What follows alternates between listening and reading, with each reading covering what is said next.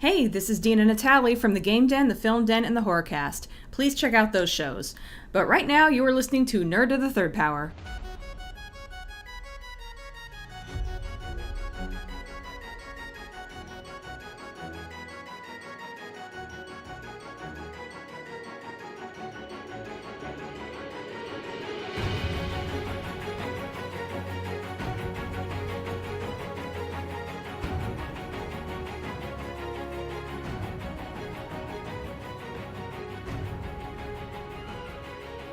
Hello everybody and welcome once more to another episode of Nerd of the Third Power, your one-stop shop for all things nerdy and awesome. I am your host and master of ceremonies, Dr. Gonzo.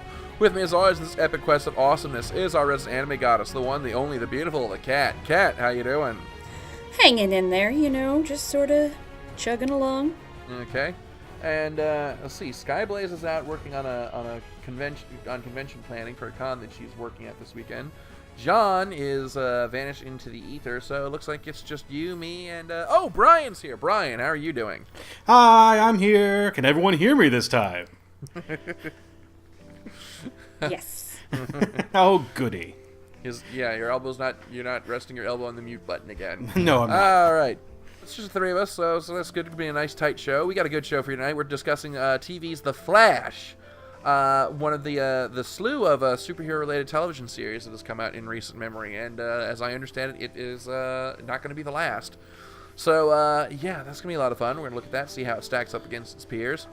But, of course, there is procedure to follow, so we're going to begin our show, as always, with Ask a Geek. So let me dig into our mailbag here and pull out some questions. All right, so our first question here comes from Jason, and he asks actually something related to something we were discussing earlier in the show, which is, if they were to make a CG Zelda cartoon, how would you feel if Zelda Williams was cast to play Princess Zelda? So, Brian, what are your thoughts on this? It's on the nose casting. It is, hey, her name is Zelda. She could play Zelda. It's like hiring John Smith to play John Smith. It's like the only qualification you need. My name is Zelda. I mean, it's not that my name is Zelda, it's I'm Zelda. I'm the princess you're looking for. Oh, okay. Okay. He qualified his statement by saying that after hearing her performance as Kuvira on The Legend of Korra, he believes that she would be perfect to play the stern yet compassionate leader of Hyrule. So, I don't know. I actually didn't get a chance to see. I don't know anything about Kuvira or her character, or Miss Williams' performance. So, Kat, as someone who's actually born witness to this, how does she have the chops? Yeah, I've never actually seen Zelda Williams. Like, I know she does some TV and maybe some like bits in movies, but I've never actually seen her like screen act. But for voice acting, when she played Kuvira, she was amazing. Kuvira was a really, really excellent character, and a lot of that was just really, really excellent voice acting behind it. Alrighty, cool. So, yeah, Zelda Williams is Zelda. That's our vote.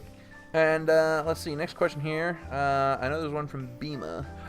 Yes, his question. Why does the YouTube URL for our show link to Shirt Guy Bill? Well, the story behind that is quite simply that YouTube account is like 10 years old. I opened that account so I could comment on, on funny internet videos. I just opened up for the hell of it and never thought anything to use it. And then when we started putting our shows up on YouTube, I changed the name on it to give us an official YouTube page. The Shirt Guy Bill name is actually a play off of the webcomic Sluggy Freelance. For a while, whenever the artist, whose name escapes me at this moment, whenever he couldn't come up with an actual strip, he would put up these little like stick figure cartoons about a character named Shirt Guy Tom. And I just, took the naming convention and just kind of ran with it. It's just a stupid little thing from the folly of my youth. My ever-vanishing youth. I'm almost 30, and that makes me sad. Shut up! Seriously. But anyway, so yeah, that's where that story comes from. Where that name comes from. Next question here. Here's one for you, Brian, from a Christopher, and he asks, are there any obscure comic characters that you would like to see brought to the large or small screen? Oh my goodness, there is so many. I have forever championed a Booster Gold Blue Beetle, either TV show or movie. They're not what you consider super obscure, but they're also not main listers, to use a phrase that just popped in my head. I always thought like at least Bruce Campbell would be a great Ted Kord. At least young Bruce Campbell. There's so many, and like I said, I'm still also champion for Beta Ray Bill to show up eventually somewhere. Whatever movie and or TV show he pops up into will be the greatest movie or TV show ever, hands down. No matter what happens. I would like to see also though, since superheroes are sort of hip and trendy again, and doesn't seem to look like it's going to be dying anytime soon. Dynamite released something that Alex Ross put together called Project Superpowers, and what they had done is they'd taken actually a lot of old pre-World War II and World War II superheroes, which are now in the public domain because after, the big crash, the recession. Thank you. Happened, and a lot of the publishers that existed sort of died out in the recession. Not to mention, we had a little bit later on the seduction of the youth bullshit trials and things like that, and so those publishers changed their stories. All those characters just fell into the public domain after a while. A lot of like patriotic heroes, a lot of just random heroes you never have heard of, like the original Daredevil, which they can't use the name anymore. A lot of those characters I think should deserve maybe a second chance, a second look at it. They tried a bit with Project Superpowers, but Alex Ross and Jim Krueger went a really weird direction towards the end, and unfortunately it sort of fell apart. They got Warren Ellis to try to bring it back, which is going to be really interesting. But so I wouldn't mind seeing something like that because it's out of the mainstream. It's still superheroes, but superheroes that I guarantee you, like, no one in this current generation knows about. So you have basically brand new life breathed into them. Valiant also is trying, I know for a fact Valiant is trying to get their characters back into the limelight. I think one of them, they actually have a movie deal in development, I think. I don't know, I might have to ask John, for Shadow Man. But Shadow Man honestly is the weakest character I think of Valiant. No offense to the Valiant characters, because obviously Ninjak is the best one. No one knows what I'm talking about. That's my answer. Well, the questions for obscure characters, so... Well done, sir. Yeah. We assume that he's telling the truth and he's not just making this shit up. Which we do for half of the stuff that half the people on this show talk about. Just kind of like, is he telling the truth? Is he making this up? I have no way. And it's a coin flip in comic terms, This person's power is he can breathe fire through his nose. No, it's not. Oh my god, it is. Okay, and he's got another question here I'm going to ask it to all of us, but it's really from all the Bruce Campbell fans on the show. What we think of the announcement of the Bruce Campbell-led Ash vs. the Evil Dead series that was announced. Yay? Only if he can cross over with Hercules and Xena at one point, because that would be hilarious. Since it's the same people involved, I'm assuming, Sam Raimi. So it'd just be random, like, I get transported to another dimension. Hi, Kevin Sorbo? No, I'm Hercules. Oh. Well, you look like Kevin Sorbo. I saw that episode of Hercules. Well, I'm a little anxious about it because, on the one hand, it's Evil Dead. Ash Williams is the role that Bruce Campbell was born to make, that the world was created just so Bruce Campbell could play this role. But on the other hand, it's like, how long has it been since Army of Darkness came out? How long has it been since we've had a visit into the Evil Dead mythos, the remake aside? So I don't know. I think he's kind of getting a little long in the tooth to keep playing this character. So especially to commit to a full-blown television series, I don't know. I'm kind of. It could be great. It could be terrible. So I'm gonna have to just put on my helmet and hope for the best. I don't think he has anything better to do right now with Burn Notice being over. So why not? Got to put food on the table somehow, I guess. Got to feed that jawline. Bruce Campbell's chin is so large it has its own digestive tract. He's got like a little trapdoor under his tongue that opens up and just feeds straight down into his chin. We know this to be true. Okay, but that's all the Ask a Geek questions that we have for this week. As always, you can send them to us through the email at billysmith@channelawesome.com.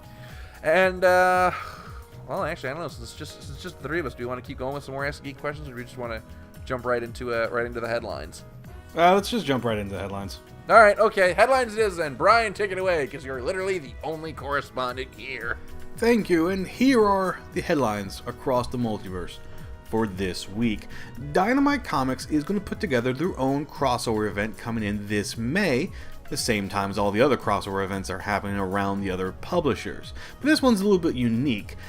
Every person involved in this is female. That's right, all the writers are female. You have Gail Simone, Nance Collins, Margaret Scott, G. Wilson, plus many others taking over the controls of these characters. What you have, though, is a story called Swords of Sorrow. It's a series that Simone will be writing, and it's featuring Vampirella, Deja Thorne, Red Sonja, Kato, the female Kato from the Kevin Smith Green Arrow version, and Jungle Girl, plus many more characters involved. All female, by the way. Did I mention that? It's all female. There's the main series. There's also several mini-series that go along with it that sort of tag team two characters together. Check this out coming in May from Dynamite Comics. Also returning in May, Usagi Yojimbo will return to shelves after a 3-year hiatus. 3 years ago, the creator, Stan Saga, took a break from this series that he created, but he didn't necessarily take a break from comics. He worked on many other things for Dark Horse at the time. So with those projects now closed, it seems like the perfect time for Usagi Yojimbo to return to store shelves. Usagi Yojimbo is a 30-year-old comic book series and considered one of the greatest comic book series of all time. If you haven't checked them out by now, I think May is a perfect time to do that. Moving on to TV news, which is something we're talking about today on the show. Variety is reporting that Jim Sterling has reached a deal for his creator-owned comic series, Dread Star, to be developed for television. The people involved with it is Universal Cable Productions. They're actually a subsidiary of NBC Universal, but they're saying that they are going to shop around outside of NBC Universal for possible studios, which is probably good because NBC Universal doesn't have the greatest track record for any sort of comic book and or superhero adaptations. Over at Marvel, we actually have an end of a small era. Brian Michael Bendis is going to be leaving the X-Men book after 2 years of writing it. But don't worry, he's already re-signed a exclusive deal to only work with Marvel from the future now. What he'll be working on after Secret Wars, well, we're not really sure yet. We'll have to wait for the solicitations to come out. And who is taking over the X-Men? Again, we have to wait until the solicitations come out. And our final TV news, yes, still on TV, but it's also related to the show that we're talking about today. The Flash and the Arrow are getting another spin-off series. That's right, another one already, but a little bit different.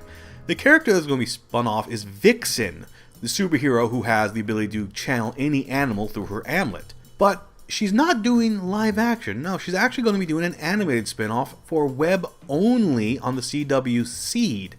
There is possible chance that maybe the character showing up in Arrow or Flash, as Arrow and Flash will be showing up in her series, but we're not too sure yet. This is actually sort of unique that no one's ever done an animated spin-off web only before until now.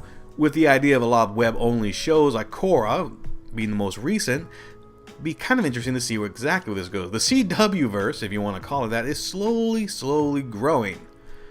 We'll have to wait and see how this turns out though.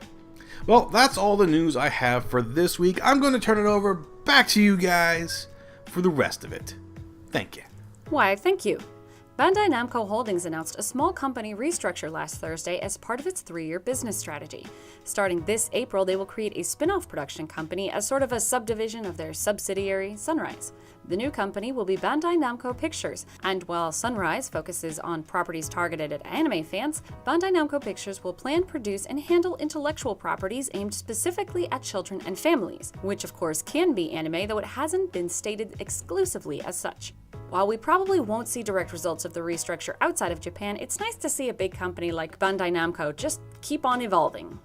Viz Productions, the film development division of Viz Media, has announced they are working on a film adaptation of Ueda Sayuri's short story, The Street of Fruiting Bodies. According to Viz, the story depicts the sudden spread of a mysterious and lethal species of hallucinogenic mushroom. Ooh, that That sounds kind of cool, actually. The infestation is deadly, but also offers visions of deceased loved ones to the infected, hinting at the reality of an afterlife, or at least a new kind of existence that is beyond human comprehension. Batman screenwriter Sam Hamm will pen the screenplay. Viz Productions is an LA-based production company that facilitates the licenses of Japanese properties to American filmmakers. Their most notable partnership to date is Tom Cruise's Edge of Tomorrow, based on Sakurazaka Hiroshi's military sci-fi novel All You Need Is Kill. So who knows, in terms of Hollywood adaptations, this might be the next Edge of Tomorrow, but hopefully it's not the next Kite. Funimation has announced that it will be offering broadcast dubs, meaning dubs that will stream as the show airs, for Assassination Classroom, Death Parade, Tokyo Ghoul Route A, The Rolling Girls, World Break Aria of Curse for a Holy Swordsman, Kami-sama Kiss 2, Absolute Duo, Yurikuma Arashi, Yona of the Dawn, and Maria the Virgin Witch. Starting this week, they'll also host a primetime block that features Assassination Classroom, Death Parade, and Tokyo Ghoul, followed by a web show called Double Talk, which will be hosted by Funimation staffers Justin Rojas and Lauren Moore, with Screw Attack's Chad James. The broadcast dubs are available to all Funimation subscribers, and Double Talk will be streamed on Funimation's website and Twitch TV. And finally, if you plan on watching the Oscars this weekend, keep your eye out for Studio Ghibli director Takahata Isao and producer Nishimura Yoshiaki. They'll both be in attendance, with A Tale of Princess Kaguya nominated for Best Animated Feature Film. Foreign animated films usually get shafted in favor of American ones in this category, and I really don't expect this year to be any different. My money's on Big Hero 6, but this is the first time a Japanese director has actually attended the Oscars for a film nominated in this category, so I wish them the best of luck. And that's all I've got going on in the anime and manga world. Over to you, Dr. Gonzo. Alright, and here's the news that's fit to hear in the gaming world this week. Our top headline: rumors abound that the Rock Band franchise will be making a return. The rhythm game genre was a wild gaming fad that shook the industry for a good 5 years before pulling a Houdini and vanishing completely. But, according to a Bloomberg report, Harmonix is developing a new Rock Band title for PS4 and Xbox One. The report offers few details, but said that its source was, quote, familiar to the matter and asked not to be named. This rumor has some support in the recent release of Rock Band DLC songs being released after a 2-year absence. And the internet has torn itself asunder over Nintendo's Amiibo figurines, with rare finds like Rosalina and the Villager being sold out within minutes of hitting the shelves. Well, it looks like collectors are going to find another way to collect their favorite characters, as Nintendo has announced plans to release trading card-based Amiibos later this year. These cards will be compatible with the Wii U's NFC reader, as well as those of the new 3DS. For those who are not upgrading to the new 3DS, Nintendo is pondering an external NFC reader accessory. And finally, computer manufacturer Lenovo has come under fire for installing adware on its computers. The company was revealed this week to be installing a piece of malware called Superfish on its new computers and laptops that would activate the moment the new machine was turned on for the first time. In addition to its normal adware properties, the program is also able to break HTTPS connections. For those not computer savvy, HTTPS is the secure connection protocol that comes into play when you do, for example, online banking. As Superfish is able to break these connections, it opens a vulnerability for someone to come in and steal your private information. At the time of this recording, Lenovo has released instructions on how to remove the program. Owners of Lenovo machines purchased within the last 2 years are encouraged to look beneath our YouTube feed for the link to these instructions. And that's all the headlines that we have for this week. We're going to take a musical break. When we come back, we talk The Flash. Does this show have the stamina to go the distance, or is it a flash in the pan? While I go lock myself in the pain glove for that awful pun, enjoy the music. Well, I can feel it on my fingers, breathe it into my lungs. Traces of it linger just like whiskey on my tongue. The heaviness, the bitterness, the emptiness at home leaves our faces drawn in one. Like the end is gonna come. Well, I could sing you the blues, but it wouldn't feel right. 'Cause baby, I've got some news. Well, I've seen a light and you look like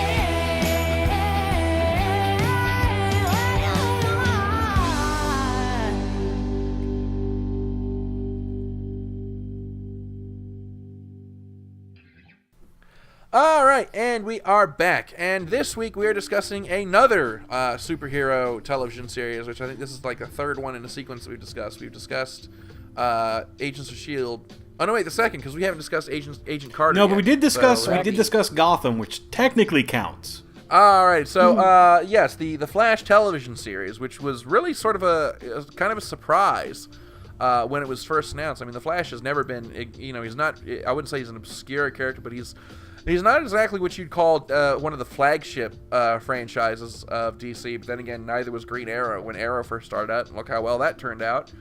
Make of that what you will. So, Brian, why don't you start us off by giving us a little background info on this television series, what its premise is, and who all has been cast, and just tell us a bit about it. I'll start out with a little bit of trivia. This is actually the second time The Flash has been a live-action TV star. Really? Yes, there was a first Flash series that came out in 1990, but only lasted one season, unfortunately. So this is an interesting sort of, well, we're going back to the well. It didn't work in the 90s. Let's see what happens in the aughts. So the premise is fairly simple. Barry Allen, forensic scientist for Central City PD, who has been chasing the impossible. You hear that a lot in the show. He's chasing the impossible. He's a guy that sort of believes that, because as young age, he saw his mother murdered by basically a yellow and red streak. And he has no idea what it was as a child. But it has ruined his life because his father went to jail for murder, and he doesn't believe it was done by him. So as he grew up, he's sort of like, I love the fact that there's must be something else out there. And so it gets to a point, though, he's doing an experiment in his science lab. At the same time, Star Labs is unleashing this massive generator that fails and releases a bunch of energy outwards. At the same time this happens, lightning strikes him and knocks him into a bunch of chemicals. Knocks him out into a coma for about 6 months and wakes up, and he suddenly has super speed. The Flash TV show is what I like to call a year one show. They did it the same thing with Arrow. So what you're actually witnessing in season 1 is sort of like the first year he has powers. So he wakes up, he has some help from Star Labs, which left the Star Labs since it's closed down after the massive explosion. Yes, explosions tend to do that.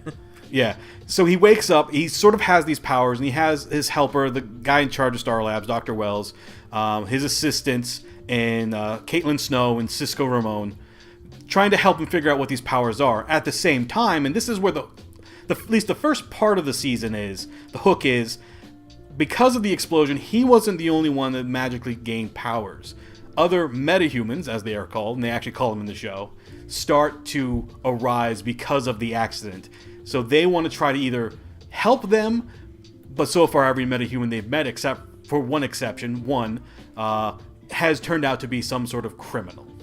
All the while, by some coincidence. So it's the static shock principle. For every one heroic character, there'll be that gets splashed with the magic goop, there will be 100 villainous. Pretty ones. much, and that's sort of how you kind of get the hook into it. That he's learning his powers. He's going out to try to either stop or help these metahumans. Along the way, they have the CW-ness of drama with Iris West, love interest, but she's in love with someone else. Blah blah blah blah blah. Shows you how much I pay attention to that storyline. But at the same time, they're also introducing a lot of different aspects of the DC universe. They're actually introducing more villains, more characters, because the biggest villains that the Flash faces are not metahumans. They're the rogues. So the rogues are getting introduced little by little. Now, who are the rogues? The rogues are a group of thieves, mostly. Not commanded by. There's Captain Cold is in charge, and I put sort of that in quotation mark because no honor among thieves a lot of times, so there are infighting. But it's Captain Cold, Heatwave, Weather Wizard, Pied Piper, the Trickster, and all these characters, except for I think Weather Wizard in the show, they gave him superpowers. But more along than not, they don't have powers, but they band together sort of to face off against the Flash. Because that's like a new challenge for them. Now, I just got to ask, Weather Wizard, is he an actual character from the comics? Yes, he is. Oh my God, because just like that name, like that's the kind of name you come up with when you are just like completely bereft of any kind of creative spark. You're just like, who are you? I'm a wizard. I work the weather. Just call me the weather Well, that's wizard. sort of the in-joke of the show, is Cisco Ramon, who, by the way, is a superhero himself, Vibe, in the comics. He's not a superhero in the show. Oh, and the names just get worse and worse. Okay, he's not a superhero in the show yet. Vibe's not that bad of a name.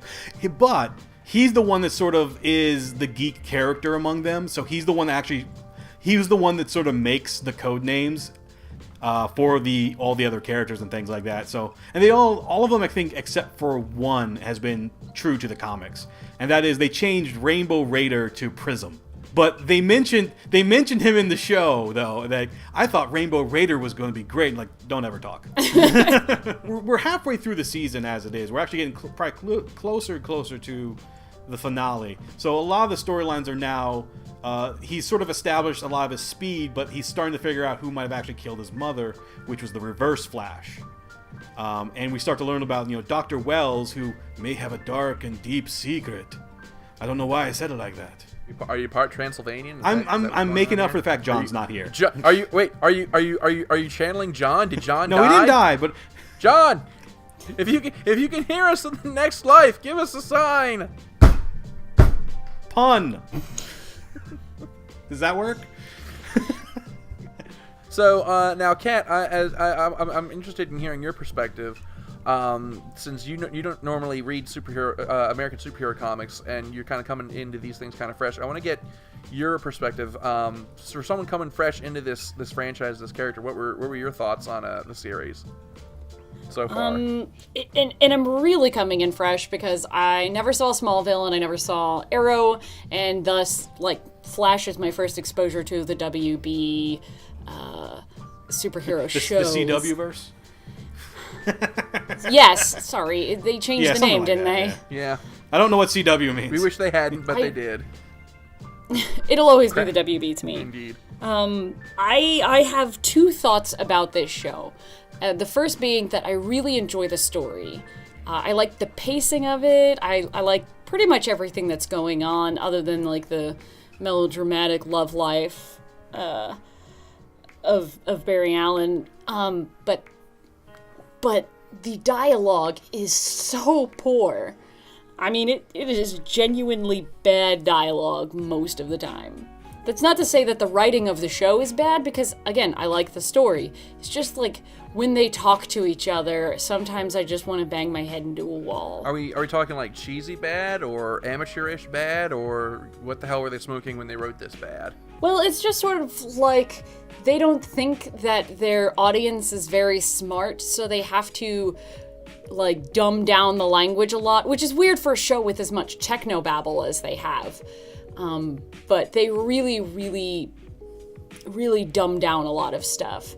So, for example, this is one of those shows that it has the Barry Allen introducing himself as the Flash at the beginning of every episode. I'm Barry Allen. I used to be a spy until one day Bert noticed blah, blah, blah.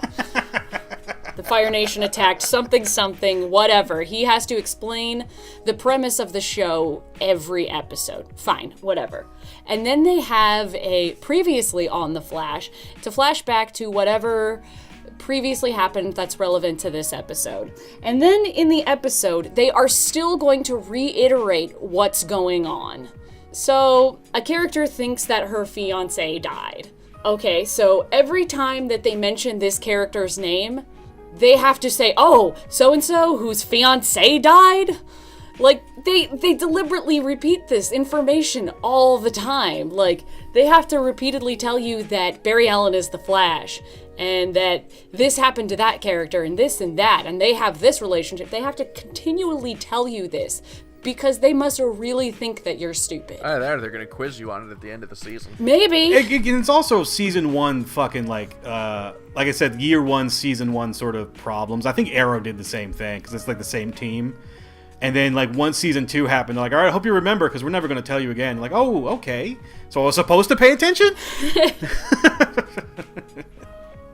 But I understand that, but maybe because I read comics and sort of comics do the same thing, I was never as dialogue, I don't know how the word I want to say it. I was never, I guess, insulted by it. I was like, oh yeah, this This is how people talk, right? Yeah, sure. It happens in comics. Yeah, sure. So like when people tell me it's like, well, this is dumb. I'm like, oh, okay. Is it? I never knew. And a lot of it is, I know for a fact Jeff Johns, one of the writers who writes comics, he co-wrote one of the shows, and he's notorious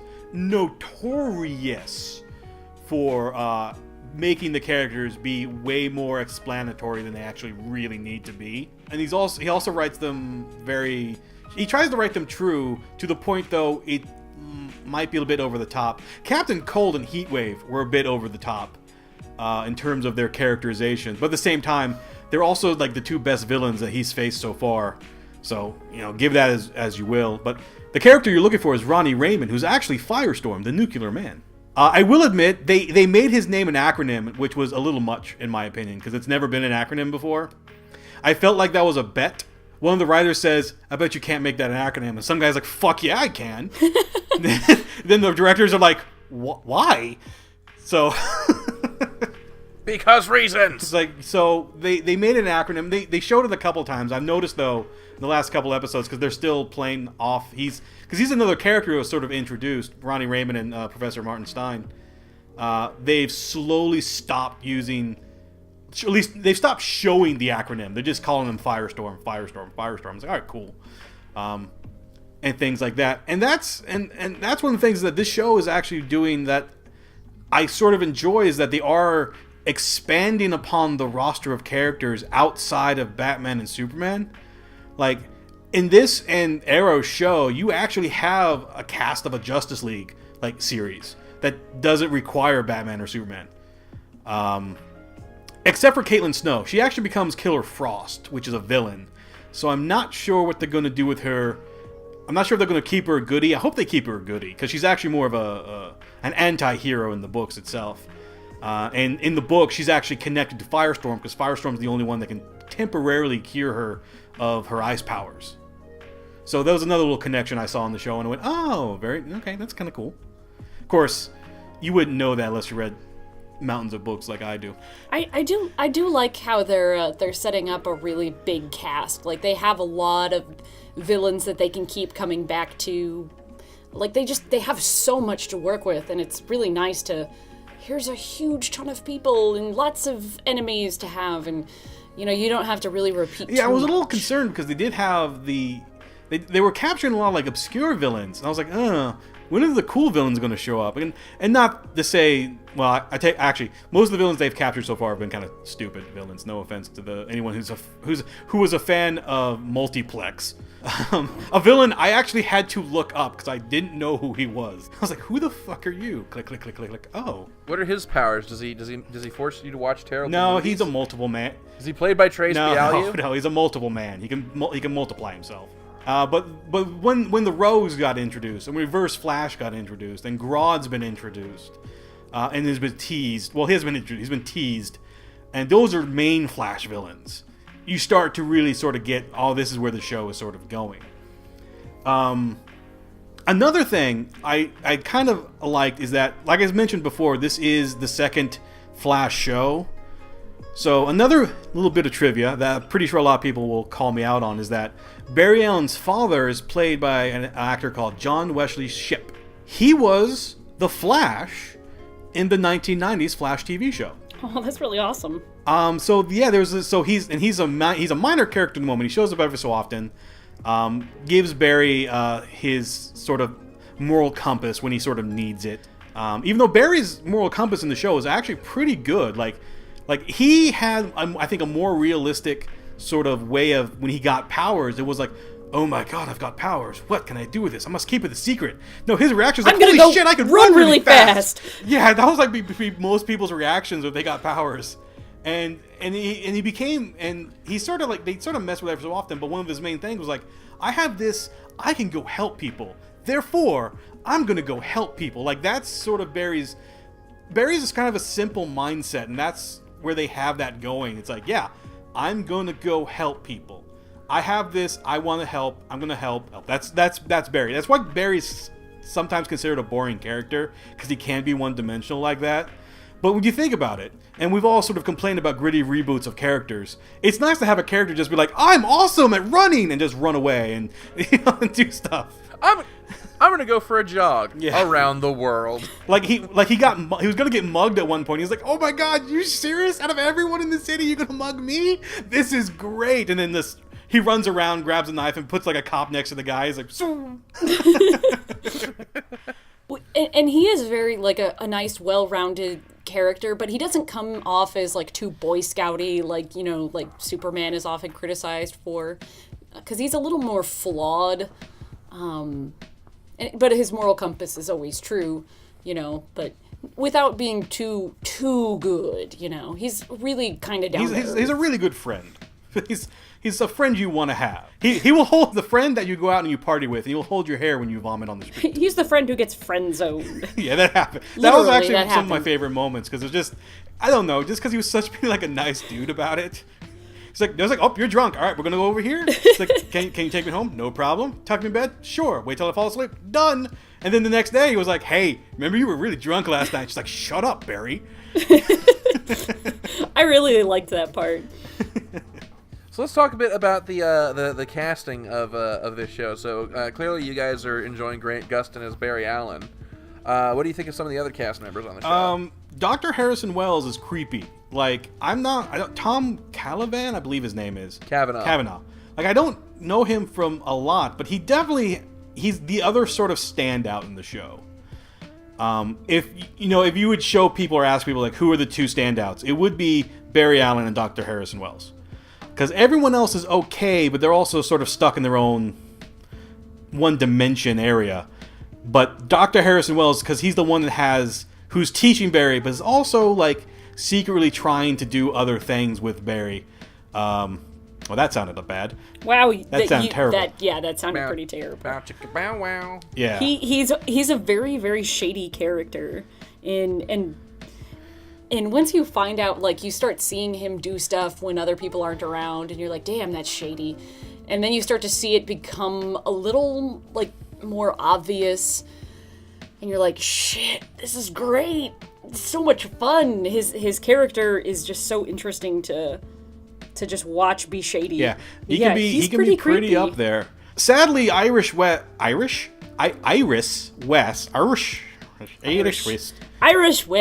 Get out of here, you little fecker. Okay.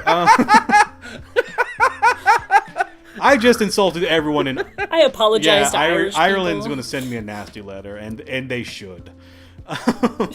But she's supposed to be like the main love interest / in conflict love interest, and unfortunately, I don't know what it is about CW shows, but their female characters don't. I don't know. They don't seem to work right. I don't know how else to say it. Like, she's not a bad character, but you kind of wait when her scene shows up. You go, "Oh, hi, Iris. How long is this gonna take?" Like, it's like waiting at the DMV. It's important. She's important, but it's a long wait. She's just not that interesting, really. She's really not. She doesn't serve much of a purpose. I mean, they're trying to give her more. Yeah. She's just sort of there to be pined over and to have romantic drama, and she doesn't really do much else. Yeah, they finally gave her reporting role, which is true to the character, true to the books. So you're sort of sitting there going, you're gonna do more, but at the same time, it's like still not doing a lot, other than trying to unintentionally sabotage Barry's love life. Even though she's dating Officer Eddie Thawne, who is also sort of there. He was there to be a foil to Barry, I think, for a while, and then he was like, I don't like the Flash. The Flash is new and different. I'm gonna start a Flash task force. And then everyone's like, and then a couple episodes later, like, hey, Eddie, remember that Flash task force? That was kind of dumb. He's like, shut up, guys. I like him now. Like, that's his character. His character got 180'd in the span of an episode because Barry saved his life. Yeah. I hate you, but you saved my life. Well, it's like you were mean to. Well, like he did attack him once, but he was mind controlled at the time. But he was whammied. He was, but like so he again. But it's another thing I think where like all right, he's another character from the comics. We're going to try to set him up, but he's not important now, but we want him there to start off with so people know who he is. And it's like, okay, yay, you're there. Jess L. Martin, who's Detective Joe West, which is Iris's father, he's sort of Barry's second father as well, because he took him in when his father was sent to jail and sort of became his legal guardian. He actually is a kind of a neat character because he's sort of new to the series because he existed in comics, but he was never main focused, and he's main focused in the TV series a lot. You know, and it helps Barry to sort of, and he knows Barry's secret, obviously. His real father knows Barry's secret too, but they're being coy about it because it's funny, and it creates dynamic moments. But he's another character you sort of like because he's also another. He's a good guy, but he's the one character that can look at things like Harrison Wells is doing with an eye going, something's up. I'm a detective. I'm going to detect this. Because everyone else thinks Harrison Wells is the greatest of all time, despite the fact he blew up the city. So he's the one character that sort of goes, something's up, and I have to I'm going to help Barry out here. We're going to find out the murder of his mother because I think this guy might be behind it. And so it's good to have a character you can talk to that's not in a jail cell. And he sort of serves as the everyman because he's not a miraculous super genius who just knows tons of science shit. He's a detective, so he's a little more, like hard-boiled and, just sort of needs the science shit explained, but isn't a complete and utter idiot, which is kind of nice because usually that's how it goes. Usually, the scientist people have to have some condescending explanation of all the sciencey stuff, but he's just somebody to help the audience understand, so that they can explain it without talking to us like we're idiots. Never gonna get it. Or doing the Star Trek thing, which is, it makes sense, just roll with it. So that sort of rounds off some of the main cast. Caitlin, Snow, and like I said, and Cisco, even though they're sort of supporting roles, they sort of, like Cisco, I know a lot of people hate because he's the geek of the show. Like, he dresses up in the Geek t-shirts, he makes the call signs and stuff like that. He's the one you expect to have a mountain of comics in his dorm or wherever he lives. Dorm. He's not in college. In his apartment or whatever, things like that. And so he also tries to become he's sort of the comic relief. Because he'll say things I guess are supposed to be funny, but it's only really funny to him. No one laughs. And Caitlin has a role now because Ronnie did finally come back. But for the longest period of time, she was there to be the other super science lady who got upset whenever someone mentioned Ronnie dying in the explosion, but not really dying in the explosion. Because you have to reread it. I know what happened. He died in the explosion. Do you think he... Her fiance died, but then he wasn't dead, and they have to tell you over and over. And then Clancy Brown shows up, which is fun. What is going to be interesting is actually a little bit later. I don't know when the episode is going to come out, but I know they filmed it. But another nod to the original TV series is that they're going to have an actor who was in the original TV series and come back and play the exact same character. I'm going to spoil it for everyone. It's Mark Hamill as the Trickster. Ooh. What's happening is that the storyline I've heard for the TV series is that there's a Trickster going to be running around the city, but he's a new version. But he's using all the old toys and techniques that the original Trickster did, who's currently locked up in jail. So that's another great sort of passing the torch and nod to the original series, because Mark Hamill played the Trickster in the '90s series. Nice. This is sort of like the show we've always sort of wanted. It still has its bumps in terms of a DC show. It still has definitely bumps along the roads that could be smoothed out. But they're doing so many right things at the moment. It's it's sort of weird. We don't know how to feel. It's we like it, but we still want to kind of complain because we're waiting for the other shoe. Yeah, we're waiting for the other shoe to drop. That might happen season 2 or whatever. Who knows? Because it will be getting the second season. I heard that somewhere down the line. Which I actually didn't think I would like this show, to be quite honest. I like Flash, but I wasn't sure how the live action adaptation would go. Mostly because I know how CW sort of works. They have a quota of of drama you have to have on a show. I think except for Supernatural, but Supernatural's been around for, 11 years? I don't think they care anymore. Supernatural does have a lot of drama, Yeah, so it's like, but yeah, it has what- better writing. Of dialogue, not better writing of the show So, necessarily. but when I started watching it, I was like, I'm actually really enjoying it, more so than I really thought. So I was like, well, good on, yay, absolutely. And I like, there's little aspects. It's a nice bright sunspot as opposed to like the dark and grim stuff that you see nowadays in the DC universe. So to have sort of this shiny light, it shows that, okay, some people somewhere kind of get it. This is going to be sort of a comic book show. We're going to deal with a lot of comic booky things. Time travel is going to be involved pretty soon. Actually, just happened. So things like that. You know what I really enjoy about this show that I didn't think would end up being good, but it's the effects. Oh yeah, like it's surprisingly really good. It's for one a of those TV things we were show. all concerned about. Was how is he going to look while running fast, or how is the super speed going to be handled? And so far they've been doing they've been doing such a good job. People I think almost forget it's a TV show.